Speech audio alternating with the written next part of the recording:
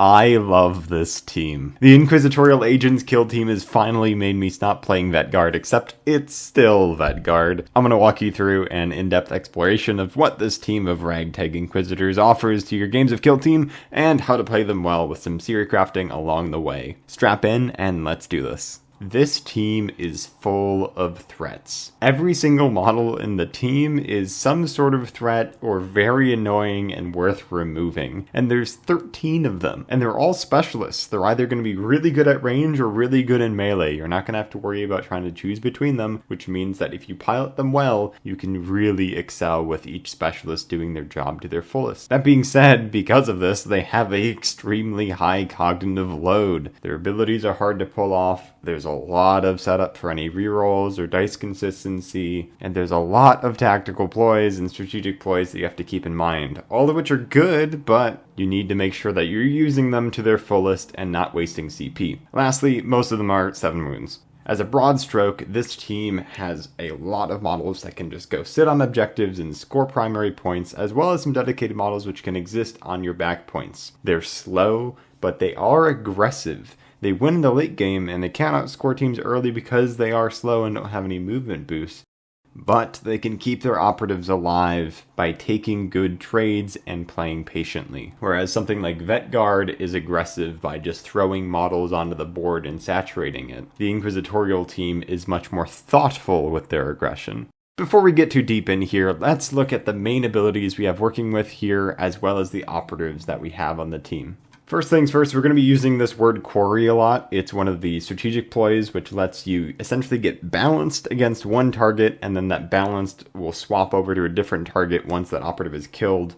It's essentially allowing you to reroll 1 dice, and then it bounces. I'll talk about this more in the ploy section, but just want to introduce it now, as well as the main auras. The auras are going to be coming from your interrogator and the skull. You get to choose who has what. The first one says that if an enemy is within 2 inches of the aura giver, then that enemy gets -1 attack. The other one says that if a friendly targets an enemy within 2 inches of the aura giver, that friendly gets +1 attack. I prefer giving the +1 attack to the skull, as you can place him near an objective that you'll want to protect, and your shooters can focus on that objective. Meanwhile, the interrogator giving out -1 attack to operatives within 2 inches means that in the melee stack, the interrogator is going to be providing a lot more support than he would otherwise if he was just wielding the power knife. With only 7 wound operators, +1 attack doesn't do much for melee, but -1 attack does a lot for keeping them alive. And we'll talk about this doom stack that I speak of in a little bit. So for the operatives that we take for this team, the Inquisition agents that we take are going to be the Interrogator, the Mystic, the Pistolier, the Servitor with the Plasma Cannon, the Deathworld Veteran, the Skull, and then 1 more operative. Before we go through the 1 more operative, let's look at each of the operatives that we've selected so far. The Interrogator you have to take. Her shooting sucks, but there's no real reason to try and boost it. This operative is all about giving that 2-inch aura, nothing else. I give it the power knife so that it can provide combat support in the doom stack we're going to be talking about in a moment, and overall it's maybe the worst operative on the team, but it is a required choice, and the buff is pretty decent. Meanwhile, the Mystic allows you to buff someone to turn a miss into a hit or a hit into a crit. It's absolutely ripped on the plasma cannon. Shockingly, its gun is pretty good on the Mystic. The auto pistol gets 2+ to hit, and it has indirect. It's only 2-3, but with 6-inch range, and if someone's trying to dive your back line with a concealed operative, you can really surprise them with 4 consistent 2 damage hits. The defensive psyker buff is fine, but everyone's so squishy anyways, so that if you have nothing else to do with your APL, you can use that, but otherwise, getting to turn a miss into a hit or a hit into the crit is really, really nice. Note that this isn't about retaining, so you can do this after doing a roll, which is really nice. I love this operative. The Pistolier is amazing. Don't go for the long-range shots unless you absolutely need to, because this operative excels when you can use the pistol barrage to delete 2 operatives at once, or at least take care of one of them. If you target the quarried operative and kill it with your plasma pistol, you can then swap the quarry to the second target. Better yet, you can shoot 1 target with the plasma and bring them down to like 2 health and then drop them with the auto pistol. You want to keep this operative from getting charged, keep them behind that main melee line. The Servitor is your most valuable damage dealer, and it's maybe one of the best ones in the game. It's got a plasma gun with blast. I mean, what more could you want? It only has 1 APL if you don't start it near a buddy within 3 inches, but if you take the Vet Guard support, you can take the medic and keep him next to him the whole time. The mystic can be there, or you can even have the comms if the demo mission vet dies. The Servitor is the highest priority thing to buff with the mystic besides the Pistolier. I think the Plasma Cannon is better into elite teams than the Melta is most times because the blast is really, really threatening. Otherwise, though, against Custodes or even elites, the Multi-Melta is good as well. The Deathworld Veteran is an amazing melee operative. You have a nearly guaranteed 5 damage charge with the Knifer, and you also have the Polearm, which is a real beast, and he can charge and conceal, and he ignores 1 normal hit in melee as well. He's just a truly great melee operative, so make sure you don't throw him away. Make sure he's charging operatives that have already been activated as much as possible to avoid losing him. Lastly, and least, is the Skull. You have to take it. It's kind of hard to use. It's only got 1 APL, so it's only going to be floating around and moving 6 inches. He does have Fly, so that helps with that 6-inch move. But he's not going to be counting for Tac Ops or anything like that. All he does is he blocks movement and provides the debuff around him. The debuff goes through walls, obviously not into the walls, but most other walls. And other than that, he doesn't really do much. Don't try to keep him alive with any resources. Just make sure that if your opponent is going to remove this operative, that they're doing so at the expense of shooting or charging something else. Don't be afraid to use this guy as a glorified pass token. So that leaves us with the final operative in the Inquisition half of the team. The Auto Savant is pretty good. He can lock down a point within 3 inches of him, and he can score faction Tac Ops pretty well, specifically the Investigate lead one. He gains a lot of CP if your opponent must use multiple Tac Ops and Strat Ploys per turn. Great against Legionaries, for example, who use a lot of them, but not so great against Intercessors. The big thing is that if they only have 1 ploy that they're going to be using per turn, you're just going to be shutting it down with absolute authority each turn, so the Autospawn isn't going to get a lot of value there. If you do want some melee threats here, the Enlightener is pretty good. You'll have to kit bash one if it's just out of the box, but they are pretty decent overall. They can be useful if it isn't loot, or the enemy team doesn't use a lot of stratagems they won't be repeating. It's a solid melee threat. It's not as good as the Deathworld Vet, but it's a nice addition to the stack. The Quest Keeper is alright as well instead of the Enlightener, but I think the Kit Bash for one is trickier. It does about as much average damage, except it has a 5-up Feel No Pain and it strikes once on death. That being said, Cripple is really interesting on the Enlightener, and against elites, getting that guaranteed injure from a single crit can be really nice. I don't think it's wrong to bring the Quest Keeper instead, but the choice I think is pretty nuanced. Neither of the operatives' damage dice kill elites before they die, but they will be in the Doom stack, so hopefully supporting each other. Overall, Quest Keeper or Enlightener, I'm probably going to be bringing the Enlightener more often than not. So who does that leave out? Well, that leaves out the Penal Legionnaire, who's just got a hand flamer and a chainsword. He doesn't really do anything else. We don't need a generalist like that. We don't really need the access to a flamer. So that poor guy stays home, even though he does look pretty cool. The Hexorcist is one that I wish was more enticing. I think he's got a really interesting ability, but it requires line of sight, not just visibility, which means that you do have to draw cover lines and make sure that you can target them, so it's going to be a lot more niche. Plus, if you're already that close, hopefully you'll be finding a way to remove that operative rather than just removing one ability on the card. This could be decent against high wound models that need to be up close and personal and have a strong ability, like shutting down the Feel No Pain on Gellerpox. Besides that, the operative kind of sucks. It's only got a 3/3 shotgun, which is pretty awful. If either of these two operatives was more enticing, I think you would just go all Inquisitors, so I understand that that's probably why these guys are not as good as the other ones. With that in mind, who do we take for the ancillary support options? I think this choice is pretty nuanced, and I have 2 favorites here. First is the Breacher Slow Tide, which has the Axe Jack, the Endurant, the Grenadier, a Gunner with either Las Volley or Plasma depending on the situation, then the Hatch Cutter and Surveyor. This is the one I haven't really played yet, and I've only looked at on paper, but the Endurant allows the Plasma Cannon to just stand there and it defense damage anywhere on the board, which is really strong. And the rest of the team can sort of spread out and start trading at close range with the really good extra melee threats that the Breachers provide. However, my favorite here is the Vet Guard Doom stack.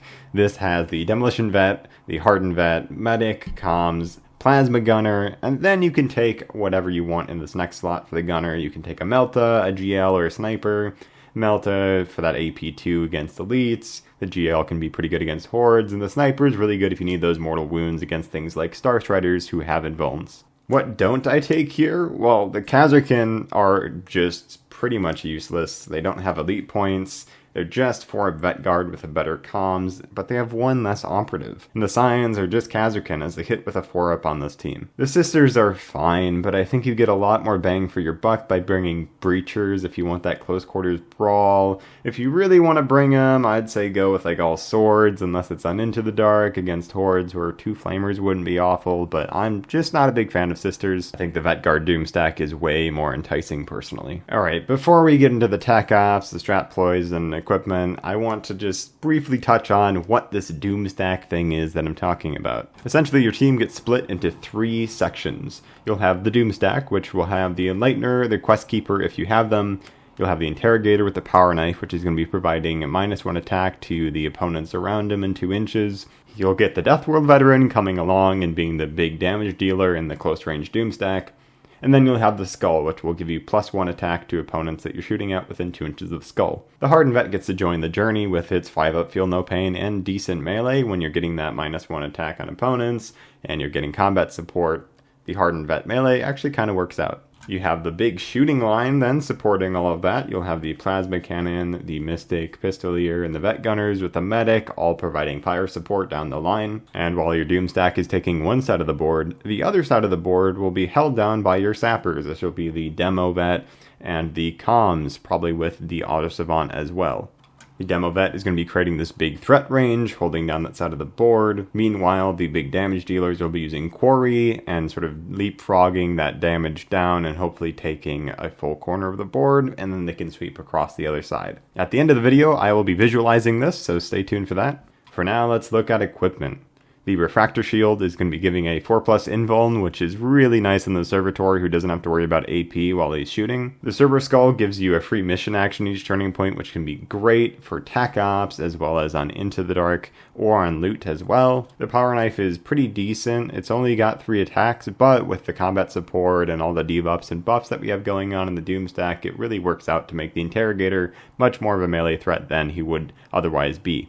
Otherwise, he's just some guy with a auto pistol, I guess. Lastly, the grenades are great. The smoke grenades are surprising to have on this team. I didn't think they'd give them to us, but it makes this really great. It makes that melee Doom stack a lot safer. You don't really need more AP, so the crack grenade isn't really offering much more than the smoke, frankly, so I will always take the smoke over the crack unless I'm really uncertain. The Mastercrafted Auto Pistol gives you +1/+1 on each of the damage characteristics. Usually it can go on the leader, people say, but I really think that's a misplay. I think the Mystic is really funny if you do have extra EP and you want to give something to someone. The Mystic then goes to a 3/4 indirect weapon hitting on 2s, which is basically a crack grenade.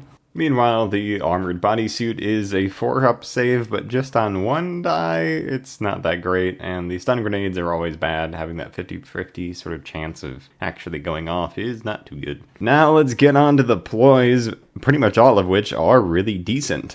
As for the strategic ploys first, Denounce is amazing. It's the Phobos delay, but it can just be on anyone.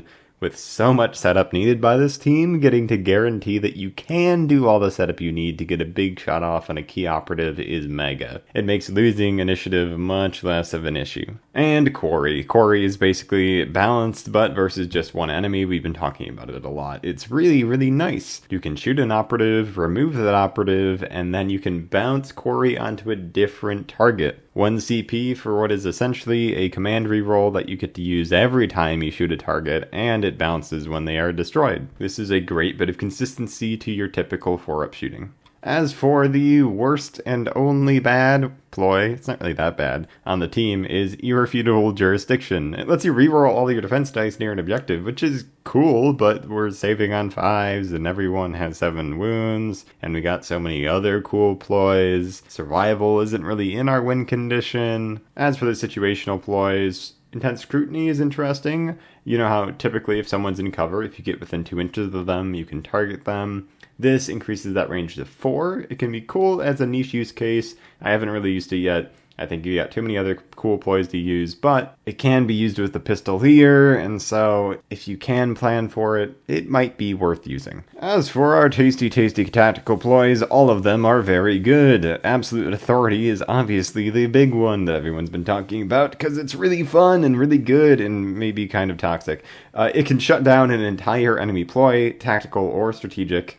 It creates sort of this interesting brain game where they might try to avoid playing a ploy in order you to authority a different one first, since you can only do authority once a turning point like a usual tactical ploy. You can't use it in the scouting step, it specifies that, and they do get their CP back when you use this, but it's absolutely worth for shutting down things like Higher Attack, Resurrect, or Harlequin's Domino Field. It's really good. Embedded Agent's also pretty good. It lets you either pick your scouting option after your opponent reveals, which can guarantee if you get initiative there, or you can select 2 scouting options. Great if you want initiative again, or if you want to do a Fortify and Fly on the Vantage Point. This, comboed with Denounce and your Plasma Servitor, can be a really funny blast on the first turning point.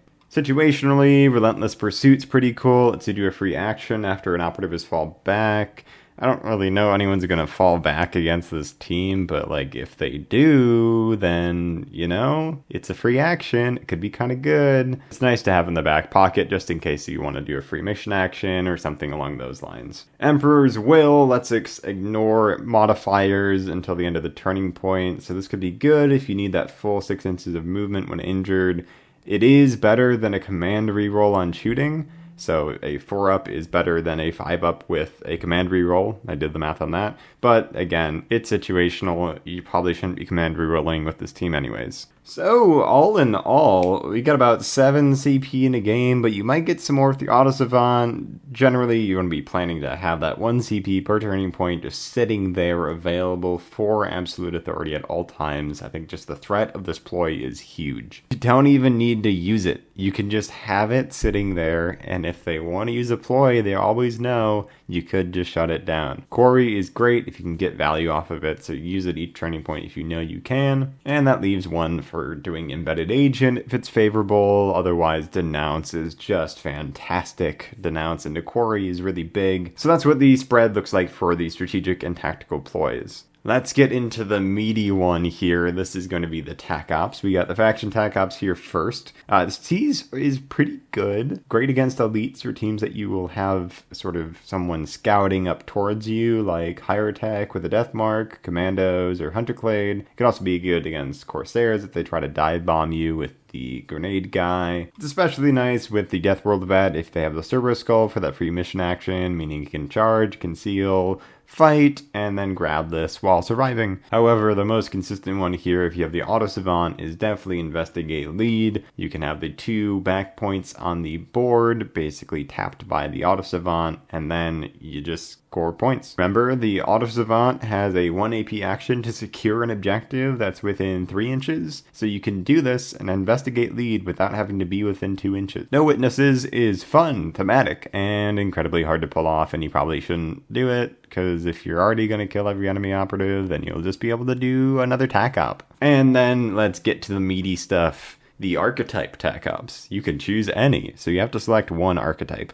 There's some great options overall here. Recon is pretty good with Surge Forward and the Courier playing into that Doomstack game plan. Security is always consistent, especially with Central Control and Seize Access Point. Seek and Destroy is really solid as you're taking objectives from enemies already. Infiltration isn't awful. I mean, Install Device and Subversive Control is alright if you can get the Death World Vet to be the one who's installing the device with the free mission action from Servo Skull. But ultimately, I think this choice comes down to matchup. If your opponent is playing an elite team, then Recon and Infiltration are pretty strong. If your opponent is playing a Horde, then Seek and Destroy is pretty easy. On Into the Dark, Security with Seize Access Point is a really safe option. Ultimately, you can't go wrong as long as you understand which operatives are necessary to complete the Tac Ops and can make sure that they actually do it. If you're the type of person to forget about Tac Ops, then Security is definitely the best one here. Alright, before we get into the big old deployment graphic, let's just look at some key combos here real quick. Firstly, the classic Vet Guard demo and comms. You don't get the move extra inch, so it's just going to be a 10-inch threat range. You're going to get +1 APL from your comms, either in the previous turning point after you've already activated the demo, or this turning point before you activate the demo. That APL modifier remains until they activate, so even if it's from a previous turning point, it's still there. It only goes away after they activate. So they get the +1 APL, then they move 6 inches, they plant the mine 1 inch away for the second AP, and then they get to do a 3-inch dash away from the mine, and for the final AP is to detonate it with a blast range of 3 inches that goes through heavy cover. Not walls and into the dark, but of course everything else. So this is the total threat range of 10 inches. The next one here is the really big one. I love this one. The Mystic buff with Quarry setup on the Plasma Cannon. So Quarry lets you do a reroll of 1 dice against an operative, and then it bounces when they die. So this means that with the Mystic buff, you get to turn a miss into a hit or a hit into a crit. On the Plasma Cannon, you can do a AP2 5/6 4 dice 4-up shot that has bounced, and then after you do all the rolls and the re-rolls, you can then convert a miss into a hit or a hit into a crit. So if you're usually, with this math here, you're usually getting 3 or 4 hits, maybe with a crit here, and so that's probably about 10 damage guaranteed here. And then if they fail one of their own saves, they're going to be getting even more damage. And this is a blast weapon, so if you kill your first target, the Quarry then bounces to the next target, and you still have the Mystic buff. Same thing can work really well with the Pistolier, since they get 2 attacks, but it's not as spiky since the Plasma Pistol is just the 1 shot, and the second shot is that auto pistol, but it's still pretty good. Alright folks, let's bring this all together. Here is the overall game plan with all of this stuff in mind. So we've got this map here. It's from the LGT. This is going to be using the flank mission, and for the actual objective, it doesn't necessarily matter since this game plan works on all of them. The Medic, the Plasmas, and Mystic are providing fire support on the left side for securing the 3 points over there. The Hardened is going to be taking that leftmost point early, with the Skull getting ready to support that big left side push. The Interrogator and the Deathworld Vet are helping secure that close point and then pushing towards the back left point on the opponent's side. This is that big Doom stack. Meanwhile, the Demo and the Comms on the right side of the board are creating that huge threat range. On the right side, being able to secure that whole area and even plant a Demo Mine through that box that can hit guys on the other side of the box. You can't plant it inside of the box, but just really close to the edge, and the box is about 2 inches wide, and so that extra inch, it'll hit the guys on the other side. You'll be putting your barricade in that little gap there to keep them slowed down. Additionally, the Auto Savant, just by standing behind that cover, because that's within 3 inches of that objective, they're going to be able to just secure that objective and sit on it, and then go, and if you do the other faction Tac Op, you can go to the left side point and secure that as well. That leaves the Pistolier and the grenade launcher, or whatever gunner that you've chosen,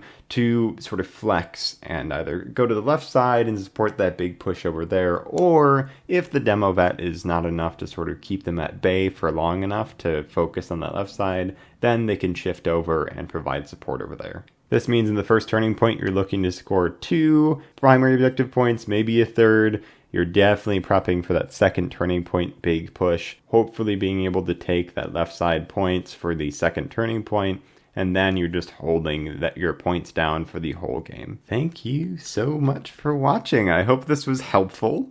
I'm glad to be doing another big team overview. I don't get a lot of kill teams because I don't have a lot of money, so I can't just buy all the kill teams that I want to get. I don't get any from GW or anything like that, so these come out slowly, but these are my favorite things to make. So if you want to support me and get me some more kill teams to keep learning and practicing with, then you can check out my Patreon over there.